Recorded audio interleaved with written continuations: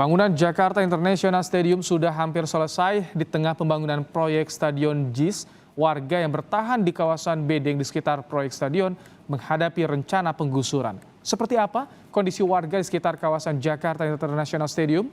Berikut liputan jurnalis Kompas TV, Alfania Rizky dan Chandra Kurnia. Saudara, Jakarta International Stadium menjadi salah satu ikon baru dari ibu kota Jakarta.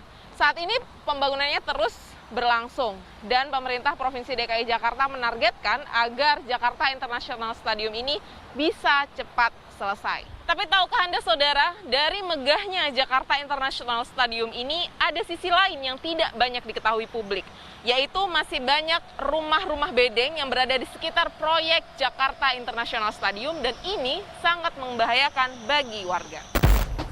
Warga Kampung Bayam bersiap menghadapi penggusuran yang rencananya akan berlangsung pada bulan Februari. Penggusuran ini sebagai langkah untuk menata kawasan Jakarta International Stadium. Ada sekitar 200 warga yang berada di lokasi ini. Mereka memilih tetap bertahan di rumahnya sembari menantikan ganti rugi. Tak melulu ganti rugi, warga juga berharap bisa direlokasi untuk tetap bisa bertahan hidup di Jakarta. Udah ganti rugi.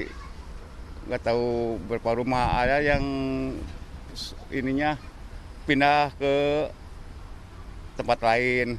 Kalau sini nggak ada ganti rugi, paling ada orang-orang ini ya udah terdaftar ada ke sono.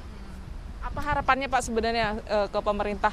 Apakah minta ganti rugi atau direlokasi ke tempat baru atau seperti apa? Ada yang ke tempat baru, ada yang di kampung minta relokasi, saya minta ke pulang kampung, bisa gitu. Kalau Bapak sendiri harapannya apa?